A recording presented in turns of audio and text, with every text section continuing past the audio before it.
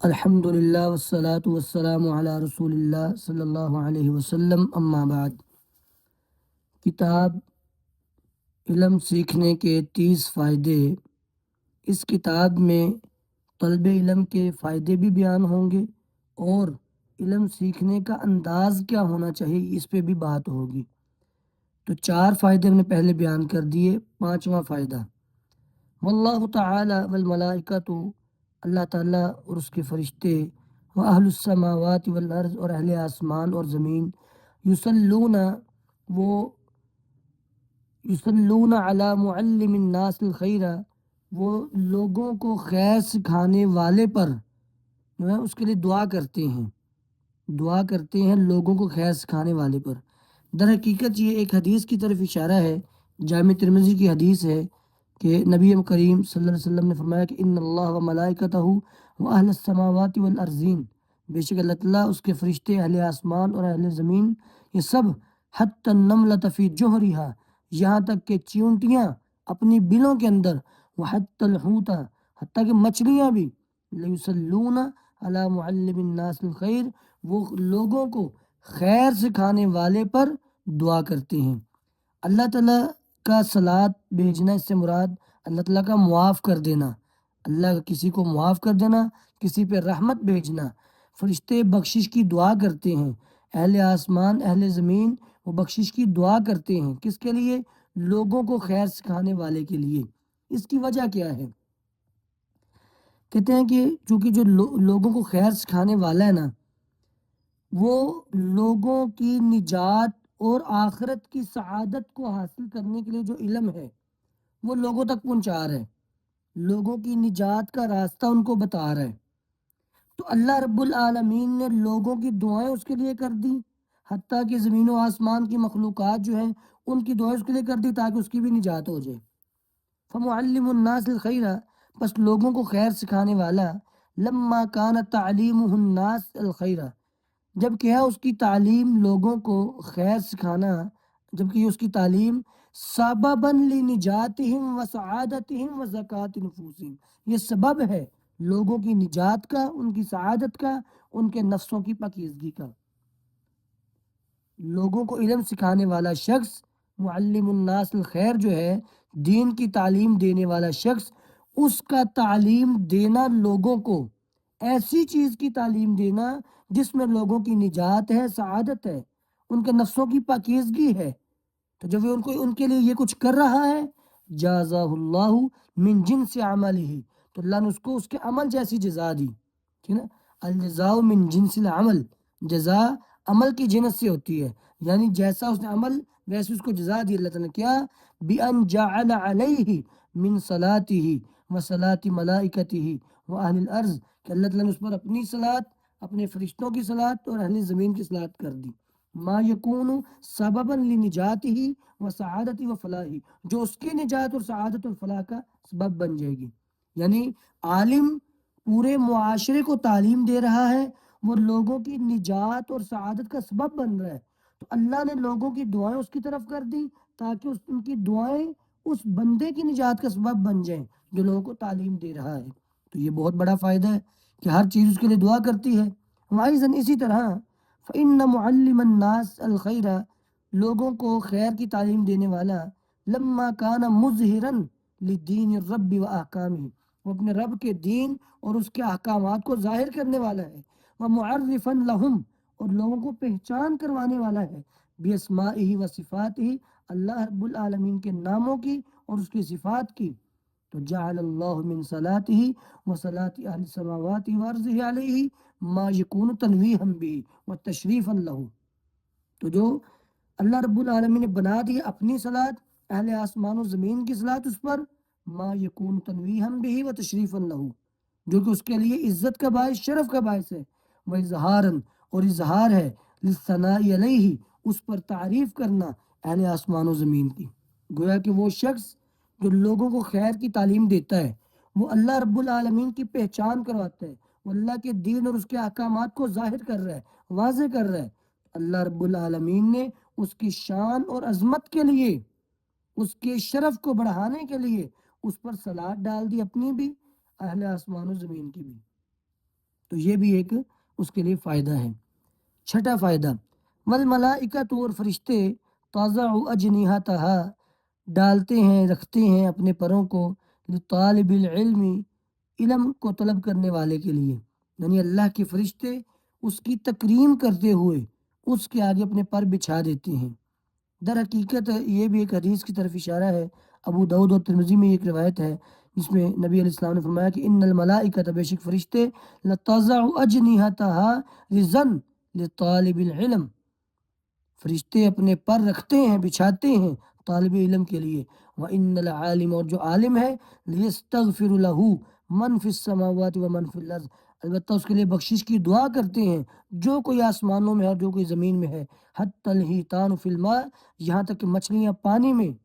وہ بھی اس کے لیے دعا کرتی ہیں۔ وَفَضْلُ الْعَالِمِ عَلَى الْعَابِدِ، اور عالم کی فضیلت ایک عبادت گزار پر، كَفَضْلِ الْقَمَرِ عَلَى سَائِرِ الْكَوَاكِبِ، وہ چاند کی فضیلت کی طرح ہے تمام ستاروں پر، جیسے چاند کی فضیلت تمام ستاروں پر ہے، اسی طرح عالم کی فضیلت عابد پہ ہے۔ اس کی وجہ کیا ہے؟ کیونکہ عابد جو عبادت کر رہا ہے، ایک عابد ساری رات بھی عبادت کرے تو اس کی عبادت کا فائدہ صرف اس کی اپنی ذات کو ہے، اس کا فائدہ لوگوں کو نہیں ہے۔ لیکن عالم جو ہے، اگر وہ سویا بھی رہے تو وہ صبح اٹھے گا، پورے معاشرے کو تعلیم دے گا، تو گویا کہ عالم کی نیند بھی بہتر ہے۔ عالم اس لیے عبادت گزار سے بہتر ہے، اور عالم کے لیے زمین و آسمان کی مخلوقات استغفار کرتی ہیں، اللہ کے فرشتے اس کے لیے اپنے پروں کو بچھا دیتے ہیں۔ وَلَوْ لَمْ يَكُنْ لِطَالِبِ الْعِلْمِ إِلَّا هَذَا الْفَضْلُ وَالْحَظُّ الْجَزِيلُ لَكَفَى بِهِ شَرْفًا وَفَضْلًا، اگر طالب علم کے لیے سوائے اس فضل اور وافر حصے کو اور کچھ نہ بھی ہو تو اس کے شرف اور فضل کے لیے یہی کافی ہے کہ اللہ کی عزت والی مخلوق جو ہے، اللہ کے نیک فرشتے، وہ اپنے پروں کو اس کے لیے بچھا دیتے ہیں۔ فَالْمَلَائِكَةُ تَضَعُ أَجْنِحَتَهَا لَهُ، فرشتے بچھاتے ہیں اپنے پروں کو اس کے لیے، تواضعا لَهُ وَتَوْقِيرًا وَإِكْرَامًا، عاجزی، اس کے لیے عاجزی کرتے ہوئے اور اس کی تکریم اور عزت کرتے ہوئے، لما يحملہ من میراث النبوہ، کیونکہ وہ نبوت کی وراثت کو اٹھائے ہوئے ہے اور اس کو طلب کرتا ہے، جو نبیوں کی وراثت ہے وہ یہ شخص اس کو حاصل کر رہا ہے، انبیاء کی وراثت کو سیکھنے والا یہ شخص ہے۔ اس لیے فرشتے پھر اس کا احترام کرتے ہوئے اس کے پاؤں کے نیچے اپنے پر بچھا دیتے ہیں۔ وَهُوَ يَدُلُّ عَلَى الْمَحَبَّةِ وَالتَّعْظِيمِ، اور یہی بات ان کی محبت اور تعظیم پہ بھی دلالت کرتی ہے کہ فرشتے اس بندے سے محبت کرتے ہیں، اس کی تعظیم کرتے ہیں۔ فَمِن مَحَبَّةِ الْمَلَائِكَةِ لَهُ وَتَعْظِيمِهِ تَضَعُ أَجْنِحَتَهَا لَهُ، گویا کہ فرشتوں کی محبت میں سے ہے یہ بات، ان کی تعظیم میں سے ہے یہ بات کہ وہ اپنے پروں کو بچھاتے ہیں۔ لِأَنَّهُ طَالِبٌ لِمَا بِهِ حَيَاةُ الْعَالَمِ وَنِجَاتُهُ، کیونکہ وہ اس چیز کا طالب ہے جس میں اس پورے جہان کی زندگی ہے اور ان کی نجات ہے۔ اس پورے جہان کی زندگی اور ان کی نجات جس چیز میں ہے، اس چیز کو وہ شخص طلب کر رہا ہے جس کو طالب علم کہتے ہیں، اور وہ طالب علم اس لیے فرشتے اس کی تعظیم کرتے ہوئے اس کے پاؤں کے نیچے اپنے پر بچھا دیتے ہیں۔ وَلِذَا كَانَ الْفُضَيْلُ بْنُ عِيَاض رحمہ اللہ یقول، اسی لیے امام فضیل بن عیاض فرمایا کرتے تھے، عالم عامل معلم یدعا کبیرا فی ملکوت السماوات، عالم جو کہ عمل کرنے والا ہو اور تعلیم دینے والا ہو، یدعا کبیرن، اس کو بہت بڑا بلایا جاتا ہے، کبیرن بہت بڑا، یعنی اس کا بہت زیادہ ذکر کیا جاتا ہے، فی ملکوت السماوات، آسمانوں کی بادشاہت میں۔ کیسے ذکر ہوتا ہے کہ تمام فرشتے اس کے لیے بخشش کی دعا کرتے رہتے ہیں، تو گویا کہ اس لیے عالم جو ہے اس کا ذکر بہت زیادہ ہے۔ جناب عبداللہ بن مسعود فرمایا کرتے تھے رضی اللہ تعالی عنہ، اغدو عالما او متعلما او مستمعا ولا تکن الرابع فتہلک، یا عالم بن کے رہو، یا متعلم طالب علم بن کے رہو، او مستمع، یا پھر علم کو سننے والا بن کے رہو، کوئی نہ کوئی علم کی بات سنتے رہو، چوتھا نہیں بننا، عالم بنو، متعلم بنو یا مستمع بنو، چوتھا نہیں بننا، وگرنہ تم ہلاک ہو جاؤ گے۔ تو ہلاکت والی بات کیوں کی؟ کیونکہ نبی علیہ الصلاۃ والسلام کی ایک حدیث ہے جناب ابو ہریرہ بیان فرماتے ہیں رضی اللہ تعالیٰ عنہ کہ نبی کریم صلی اللہ علیہ وسلم نے فرمایا الدنیا ملعونۃ وملعون ما فیہا، دنیا ساری کی ساری لعنت زدہ ہے، اور جو کچھ اس دنیا میں ہے سب کا سب لعنت زدہ ہے، کیونکہ جو چیز اللہ سے دور کرے وہ لعنت زدہ ہی ہے، سوائے تین چیزوں کی، الا ذکر اللہ وما والہ، اللہ کا ذکر اور اس کے متعلقہ چیزیں، یہ سب کی سب اس لعنت سے بری ہیں، او عالمن او متعلمن، یا پھر عالم یا پھر متعلم، تو یہ تین چیزیں، عالم، متعلم طالب علم، اور اللہ کا ذکر اس کے متعلقہ چیزیں، یعنی گویا کہ یہ ان تینوں میں دین کے علم کی طرف اشارہ ہے، عالم دین کے علم کا، متعلم دین کے علم کا، اور اللہ کے ذکر اور اس کے متعلقہ چیزیں مراد دین کا علم، تو یہ چیزیں لعنت سے بری ہیں، باقی ہر چیز زمین و آسمان کی زمین کی وہ ملعون ہے۔ ساتواں فائدہ، العلم طریق لأن یجعل صاحبہ من الشہداء علی الحق، علم جو ہے یہ راستہ ہے جو بنا دیتا ہے اپنے صاحب کو من الشہداء علی الحق، حق پر گواہوں میں سے، جو حق پر گواہ بنتے ہیں ان میں سے علم اس کو کر دیتا ہے۔ علم ایک ایسا راستہ ہے جو انسان کو حق کے گواہ بنا دیتا ہے کہ یہ لوگ حق کے گواہ ہیں۔ در حقیقت اس میں ایک آیت کی طرف اشارہ ہے، اللہ رب العالمین نے سورہ آل عمران میں فرمایا شاہد اللہ انہ لا الہ الا ہوا والملائکۃ واولو العلم قائما بالقسط، اللہ نے گواہی دی اس بات کی کہ اللہ کے علاوہ کوئی معبود برحق نہیں، والملائکۃ، اور فرشتوں نے بھی گواہی دی، واولو العلم، اور علم والوں نے بھی گواہی دی، قائما بالقسط، اس حال میں کہ وہ قائم ہے انصاف پر۔ تو گویا کہ اس آیت مبارکہ میں سب سے بڑی شہادت اور سب سے بڑے شاہد کی طرف سے وہ اس آیت میں بیان ہوئی، سب سے افضل شہادت توحید کی شہادت ہے، توحید کی گواہی دینا ہے، اور سب سے افضل شاہد گواہی دینے والی ذات وہ اللہ تعالیٰ کی ہے، اور اس میں دونوں بیان ہو، اللہ نے گواہی دی کس بات کی، انہ لا الہ الا ہوا، کہ اللہ کے علاوہ کوئی معبود برحق نہیں۔ اچھا، اب یہاں پہ اللہ نے گواہی دی اور ساتھ یہ کیا کہا، والملائکۃ واولو العلم،